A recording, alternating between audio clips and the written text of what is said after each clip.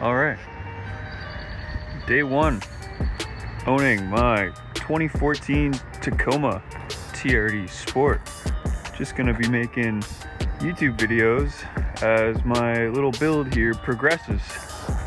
It's a daily driving work truck, but at the end of the day, it's always gotta have your own personal touch.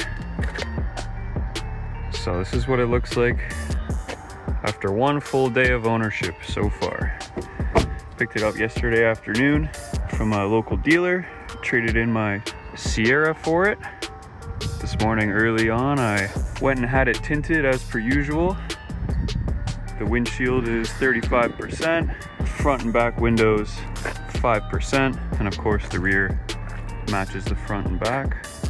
So yeah, here she is. Should be a fun little project. So stay tuned for more videos coming through, and hope to see you along the journey on this truck. Thanks.